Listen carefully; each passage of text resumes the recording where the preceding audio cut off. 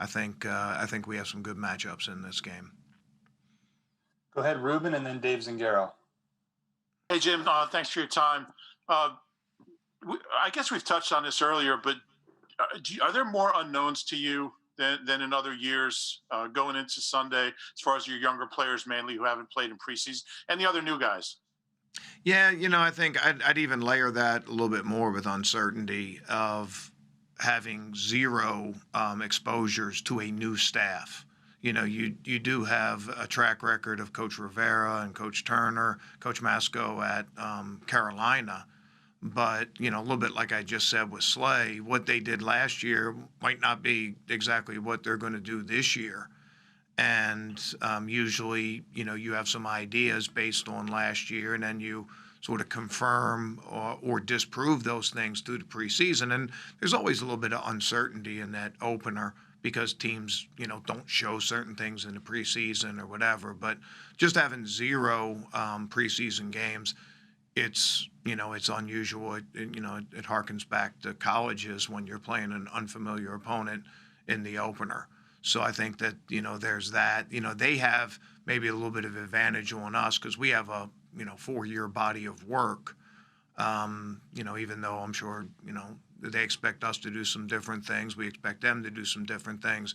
But, they have a little better body of work with us, with the continuity of our coaching staff, and, being able to watch scheme and things like that, as opposed to us versus them. So I think that's one. And then you're right. Again, I think I mentioned last time I was here of, rookies all having little marks that they hit, and some of those are experiencing hard times, and getting themselves out of it. And, the first time you do things, whether it's the first time in your NFL career or first time in life, you're going to make some mistakes, and then you slowly vet it and get out of those kind of things. But their first exposure, their first action is going to count. So, there's a little bit of unexpected. But again, I'm excited about that. I think all those guys have shown that they belong in training camp, and I'm excited to see what they can do on Sunday.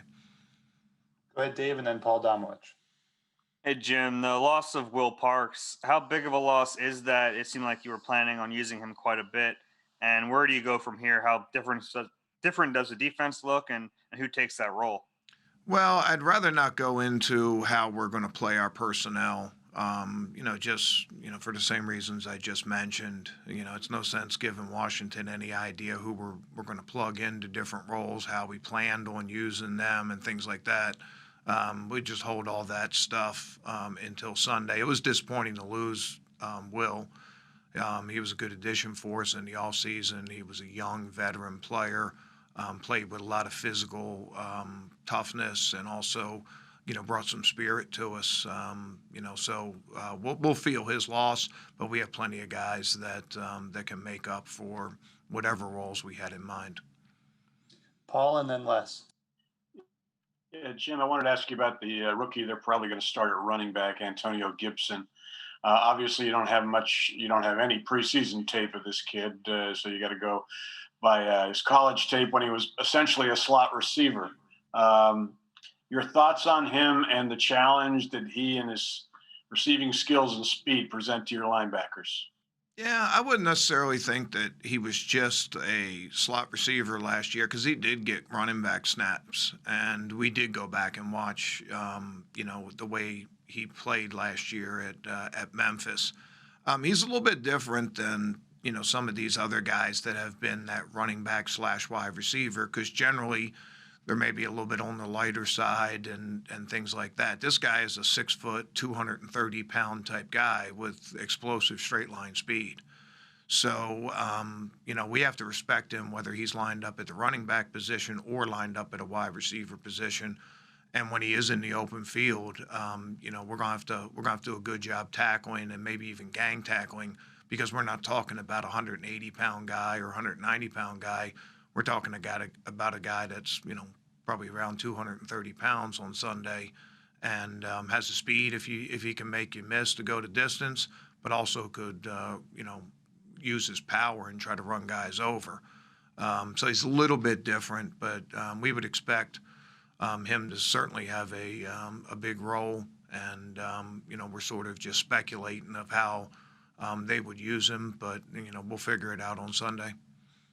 Les and then John. Hi, Jim.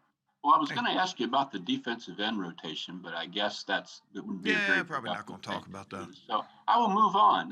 But I Wait. will say this, Les, Okay. in general, you guys know that rotation is very important to us, from a year-long effort to keep guys fresh and an in-game effort to keep guys fresh. And, I haven't thrown a baseball analogy out, but you guys know my baseball analogy there. It's easier to come in and throw 100 miles an hour if you're only pitching for an inning or two. And we expect that from our guys. So that's no secret, and that hasn't changed for us. Okay. So go The ahead, other Woody. thing I was going to ask was Dwayne Haskins. He had a game against you guys late last season, and he played pretty well. What kind of challenge does he present? How do you see him as a quarterback? Yeah, he's got some really good arm talent. He made some throws in that game. He fit some really tight windows. Maybe even I think the first completion in that game, he threaded the needle on a completion against zone that really showed, number one, his accuracy, number two, his arm strength. And maybe it was even a little more mobile than we expected coming into that game. Ran the option on us a couple times, made a couple plays there, and and did have some scrambling. He didn't run a great 40 time, but we've learned to respect his athletic ability. We already knew to respect his arm, and I think that as we saw last year, he was improving as he was getting more experience. Some of the mistakes he made in the games before he played us, he came and corrected some of those mistakes, and we gave him similar looks, and he knew where to go with the ball. And you expect that from young players. You expect them to improve, and a lot of times, particularly at the quarterback position, you'll see players make a big jump from year one to year two. Now, he didn't have an off-season program, just like our guys didn't have an off-season program, but we certainly expect him to improve over last year, and we know. I think it was a good situation for us. Number one, we were able to get the win, but number two, we sort of got punched in the nose a little bit, and have a better understanding now the plays that he can make, and the respect that we need to have for him. Thank you. Go ahead, John, and then Zach. Hey, Jim. Good morning. Wanted to talk to you about two of the younger defensive backs you kept, Craig James and Marcus Epps at safety. What did you see? Obviously, Rasul had played a lot of football for you. What did you see from Craig to be comfortable, and Marcus as a single high safety as well? Yeah, I think Craig was one of our most improved players. He went from being sort of a special teams only guy last year, and he did have to start against the Jets. But he was more of a niche special teams player for us this year, and came in from the first day of training camp and really looked like a different guy. His coverage skills were outstanding. Knowledge of our scheme was outstanding. Gave us some versatility, and he did all of that with also. I don't want to speak for FIP, but I saw him as an improved special teams player. So we were really excited about Craig and what he can do. He's tough. He's fast. And now he has a little bit of experience in our scheme, and we're excited about what he can do. And I probably put Epps in that same category. Came to us middle of the year last year. We plugged him in some of our dime packages, but we limited, what he was asked to do in our defense. He played a lot in the post, and the other guys like Rodney and Malcolm sort of covered up.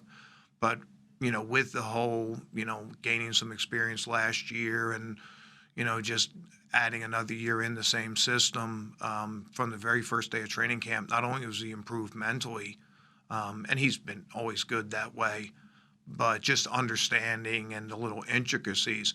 But he was improved physically too. Was faster, more explosive. He did miss a little bit of time with some injury stuff in training camp. But I saw those guys as really improved player for us, and I think both of those guys will play a big part in our effort this year. Zach, and then Mike. Hey, Jim, the Craig James question is a natural lead into what I was curious about. In letting go of Douglas and Jones, you're a little thinner at outside spots for reserves than you've been in the past, and that's a spot that you've had to use quite a bit. How do you feel about the depth at that position, and can the slot guys bounce outside if need be? Yeah, I'm not privy to all those decisions that go into, our final 53 and things like that, but I can speak of, how we're prepared, and just different things like that. I'd probably put Cravon LeBlanc in a similar category that I talked about with Craig and Epsy is we sort of always viewed Cray as just a nickel, even though against the Giants a couple years ago he had to go and play outside corner for almost a whole half and really did well for us. But in his career, particularly the NFL career, he's really been more of a nickel slot. But we moved him around a lot, and we like his versatility. We think he can handle a lot of different roles, and we're comfortable with him outside. We also use Roby outside a lot. And I think between those two, those guys are both a little bit different, depending on the matchup we would have in a game. If we got to, have to use a fourth corner, we'd be able to match it. Cray's a little bit bigger, a little bit stronger, and, Roby's probably got a little bit more quickness, a little bit smaller. But it does give us the ability to be able to handle, in-game injuries and things like that, which, as you mentioned, are things that are going to happen over the course of the year. Go ahead, Mike, and then Jeff. Hey, Jim. I was just wondering, with your personnel background and obviously overseeing the defense, when guys like Jones or Douglas or Sharif Miller, who are high draft picks, don't work out, how much ownership do you take in that? How much do you kind of think about that when those things don't work out? Well, we're certainly all in this together, and I no different than probably any other position. But I sort of view all those moves as the positive that the guys that replaced them that came out. I talked about Craig, and I think even you guys that just saw a limited amount of our practice probably saw the same things that we saw. Or a guy like Tuhill that just performed, every single day and got better every single day. And I thought Sharif was a much improved player. But, when it comes down to it, you only have so many spots on your 53. And I view, a lot of those roster decisions, again, not all those I'm privy to, but I view those as more example of guys that performed really well, that we were excited about, that earned their way onto 53, rather than being disappointed in someone or moving on from someone. I'm really excited about the guys we have, and I think like I said, there's really, like, those guys didn't make the team by default. They forced those hard decisions on us because of their play in this training camp. Go ahead, Jeff, and then Rob. Jim, you've always spoken very highly of Derek Barnett, and yet in his first 3 seasons, the production hasn't been there. I know numbers aren't everything, and injuries have been an issue, but why do you believe in him, and what do you expect out of him in year 4? Yeah, we have a lot of years of, seeing the plays that he can make. Injuries have set him back at times. I think back to that Miami game that we played. Unfortunately, we lost, but I don't think I've ever seen him play better. And then he hurt his ankle in that game, ended up having to miss a couple games after that. But he went in and was out of the game for a while and got that thing taped up. They probably used about 4 or 5 rolls of tape to tape that thing up. Came out on one leg and was still playing really good. I'm still very bullish on Derek. I think he's going to play a big part in what we do. He's tough. He can rush the passer. He plays with great effort. He's not the biggest guy, but he's strong at the point of attack in the run game. I think he fits our system. He has had some unfortunate things with injuries, but he'll put those behind him. We got time for a couple more. So Rob, Dan, and Bo. Hey, Jim, do you anticipate that teams with either new coaches or new quarterbacks are going to simplify their playbooks early in the season? And how do you prepare for that? Do you have to change anything, if at all, or just go off what you know them to do? Yeah, I mean, we just have to prepare ourselves the best we can, and we have to know ourselves well. We have to know our schemes and our adjustments and things like that. I don't think any offense is simplifying right now. I mean, there's so much complexity to the offensive game in the NFL right now, with all the different kind of motions and different ways they're using personnel as hybrid players and things like that. I don't think anybody's backing off of that when it comes to early in the season stuff.